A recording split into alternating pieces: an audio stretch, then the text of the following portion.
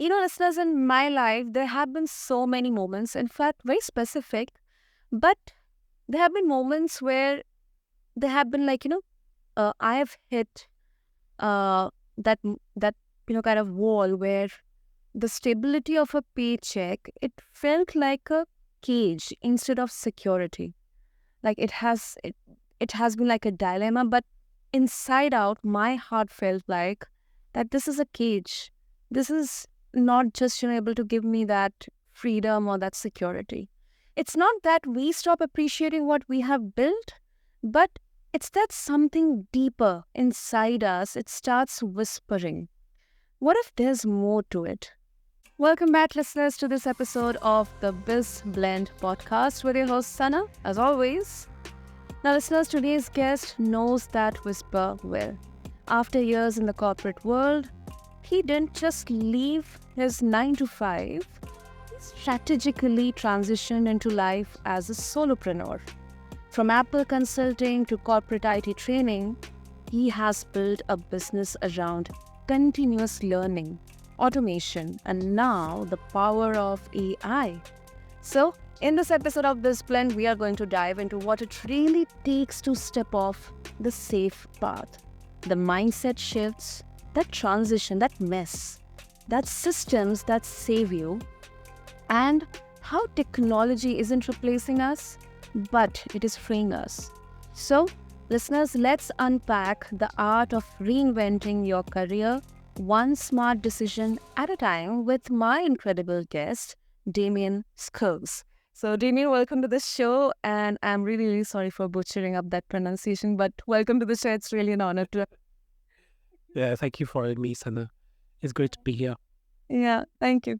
So, okay, Damien, it is a big leap from becoming an employee to solopreneur, but not impulsively. You made the leap not impulsively. You prepared for years. You even volunteered your skills for free, and that is something I think it's going to be definitely a very learning one for all the listeners, specifically who are looking forward for a solopreneuring prospect. So, looking back, was that patience strategic, or was it like an insecurity within you? I've always been very patient and also, I would say, risk averse. I don't know. Yeah. Oftentimes we equate entrepreneurship with risk taking, but I think it's usually calculated risk taking. And I'm more on the side of caution than I would say most people. And yeah, this is why I really went into it step by step. I I really I have an experimentation mindset as well. I really like doing that. And you mentioned the voluntary work. Yeah, so for a few years, I joined a non-profit organization where we were actually doing exchange of um, knowledge and also skills. And so that allowed me to see if I would like providing services on site. And at that point, it was really B2C, so consumer services, and it was IT consulting. And yeah, so that was check mark number one, right? I really enjoyed the job. I like helping people naturally, but also to be able to help people with the technology, with what I'm good at. That was really fulfilling, right? Even though I was not paid, it was very fulfilling. Hmm. I love that. And I also really, really appreciate because that risk aversions is something that I personally advocate for, because yes, if we talk from a very entrepreneurial perspective, yes, big risks, sometimes they really, really get rewarded, sometimes they do backfire, and that is something, as an entrepreneur, I think we have to sign up for. However, I also think that, especially when it's about solopreneurship or moving to the advanced level of exhibiting and leveraging our skills, our expertise, and then looking at it from a very financial perspective, as a livelihood, I think having that sense, that pragmatic look at, what happens if this doesn't work out? How should I get prepared for it? Like, do I have a runway money off, or maybe do I have a plan B? I think that is something which really, really saves you. It really, really gives you that motivation and that security to go ahead and take risks further. Mhm. And also, I think there's a lot of people, when they think about entrepreneurship, they think about startups. And having a startup and having a solopreneur business is a totally different things. Startups, usually they get external funding, and then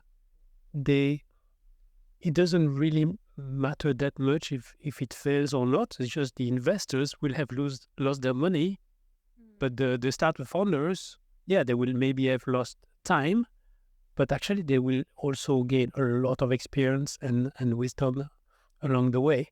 They will know what doesn't work.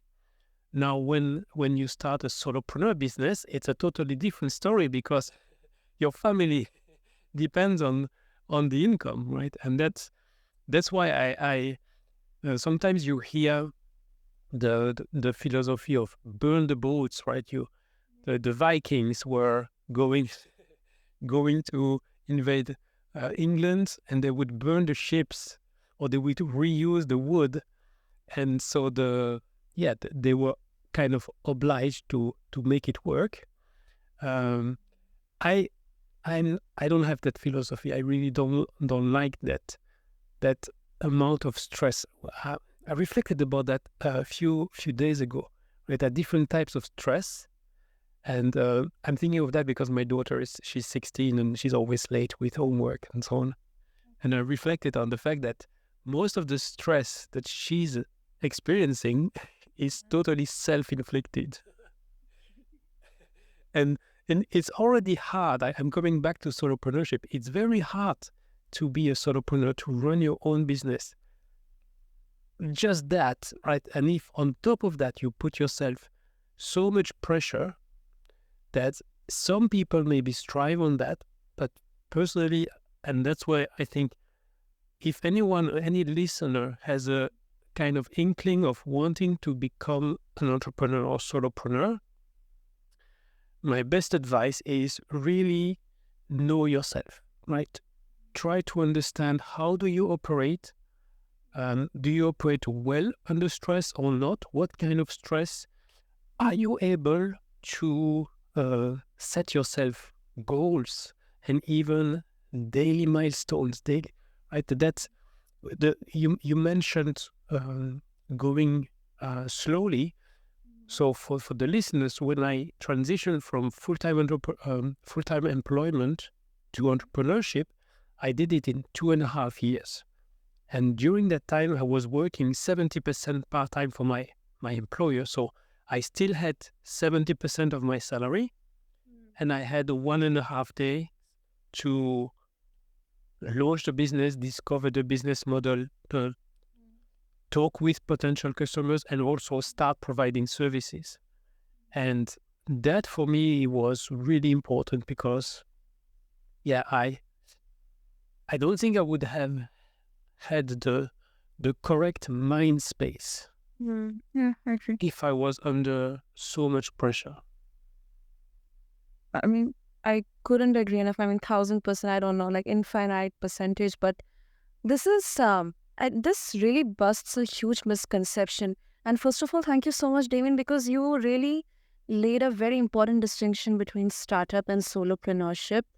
Um, I think it also busts that misconception that, we have to prove as an entrepreneur to everyone that, we can take huge risks, we can do that. Sometimes it's like driven purely because of those external factors. But I think very important, like it is the by default first step that we have to know ourselves. Do we perform well under pressure? Can we take those huge life-changing decisions under pressure or not? And if I'm not able to take that, it's fine. It's okay.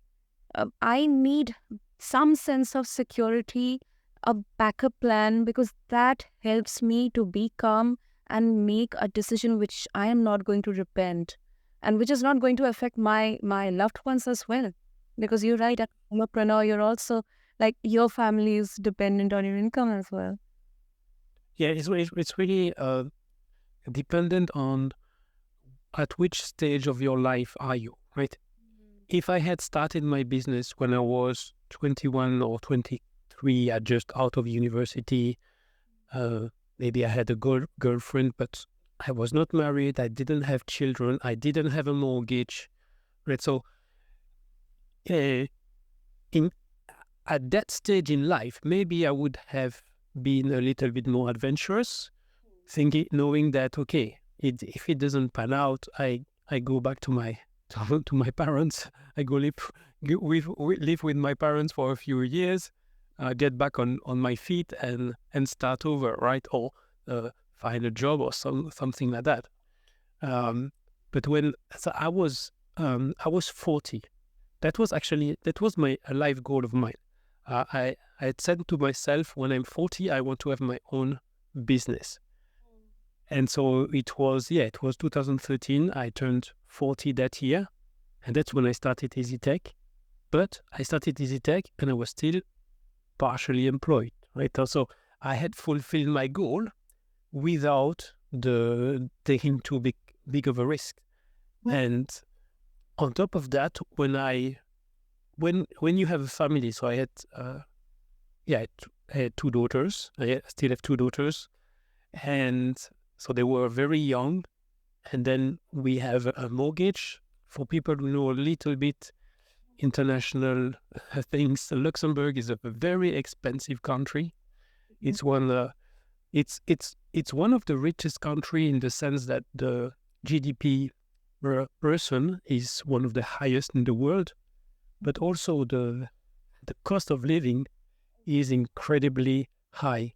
Real estate here is unbelievably high. And so, it makes you think twice about your decisions. And that's why I decided when the criteria that I took to finally leave my corporate job was I wanted to have 18 months of expenses fully covered. Right? So I had in my bank account enough money to help to pay the bills for my family and continue paying the mortgage and stuff like that. So not relying and not needing a salary from my company for 18 months. And I made it work. I think it was 26 months. Or I think it did. Yeah, it took 26 months to finally empty my savings. That for me that was important to be able to continue to contribute. And also I was lucky as well. My wife has a stable job and she's also earning quite a good salary. So it was a lower risk on that front as well. But still, I mean, you were very, very careful in terms of, having that runway with you, that, for rainy days, I should have savings. I should have that money to, survive at least, because life is unpredictable. Even, if you're taking risks, life is unpredictable. So I really, really, personally, I very, very much admire that practicality. Even though, some skeptics would say, okay, but your wife is earning, she's earning very well, then maybe you could have taken a bigger risk. So that's why I think personally I really, really admire that, David. Yeah. So moving on, let's talk about tech, the tech world here, Dean. Like, you have been in this world long enough to see it evolve from the Amiga 500 to now AI, agents and co-pilots and stuff. Mm. What's the biggest misconception solopreneurs still have about automation and AI today? I think the biggest misconception is it's too complicated. It's too difficult to learn. and that you really need to be a tech-minded to be able to use that. Technology as so the way we can use technology today is so much easier, really so much easier today than it was 30 or 40 years ago. When I started with computers, and when I had my first PC, you needed to be almost an IT person to make that work. But nowadays, and with AI, it's even easier in the sense that if you can speak with a human, if you can communicate with another person, you can get a lot out of the AI chatbot that we have today. And and for the automation side, I think it's not so much a technology problem. It's more the fact that I realized that very few people are process-minded. So I think that I realized afterwards about myself that I wonder why is it easier for me to automate versus colleagues or people that I see or friends that I see around me. And I realized I think it's because I think in terms of processes. And if solopreneur, if entrepreneur listeners, right, if you're frustrated and you hear the potential, whether it's AI or non-AI, but about automation, the first thing that you need to learn is simply to document your processes. If you start doing that, you will go in the right direction. And for me, that's the key. I like the analogy of trying to learn how to ride a bike.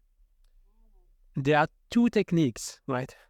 Technique number one, you give a bike with little wheels to the child. The only thing that the child will learn is to pedal. And as soon as you remove the training wheels, the most important skill that was actually have balance, the child doesn't have it, so it will fall. The child will fall, right?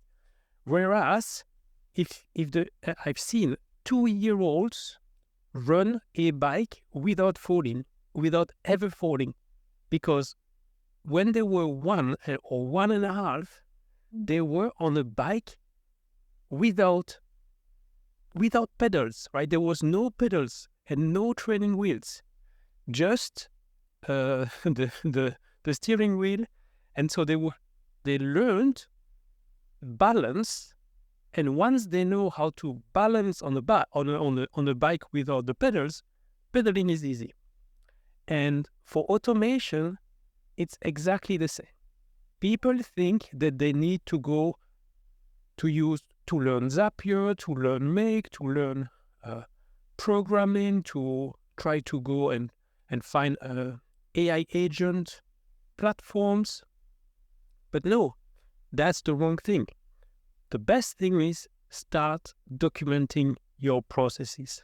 And once you do that, you will already see, because it will be written down, you will already see opportunities of improvement. And afterwards, you can start deciding, okay, maybe this I could start automating. That's golden.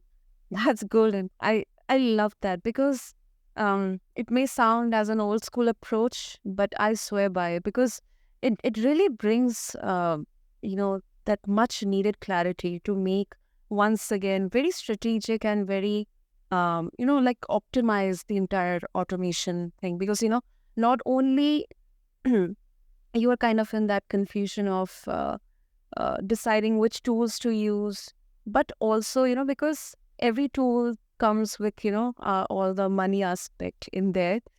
So you kind of very economically you decide that, okay, this is my process, this particular tool I need, And then maybe there's some kind of tool which can integrate two different aspects of the processes together. So that's a very golden, I think it's one of the golden takeaways from this conversation, especially for all the entrepreneurs and solopreneurs listening to this. Thank you, Damien. And also another aspect, like,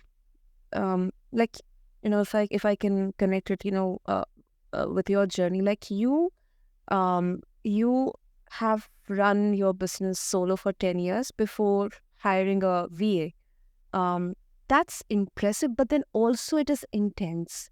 How do you balance independence with the need to scale and not to burn out? Because that's a very, very difficult kind of, balance, a tightrope to walk.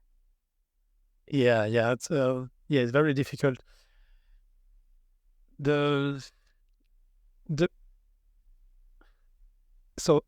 I think the way it's also, how do we define scaling? How do we define growth? Right. So, and I'm coming back to the startup world versus the solopreneurship world, or what I now like to call it more a lifestyle business versus a startup. Startups need to grow. They need to scale, right? And they have investors, or they can go through rounds of investments to fuel their growth. As a solopreneur, the question is, how much do you need to grow, right? I have set to myself a goal to earn as much money as I earned as an employee. I'm almost there. I'm not fully there. I have enough to cover the expenses, so that's good. But I want one day to be able to earn as much as when I was an employee. And why not more?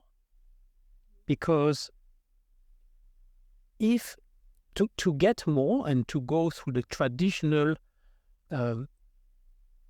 business models of scaling and growing, it will mean starting to have employees, full-time employees. Yeah. And the thing is, I know I'm not a good manager. I hate being a manager. I don't like that. So why would I shoot myself in the foot just for the sake of saying that my company is doing 10x the revenue?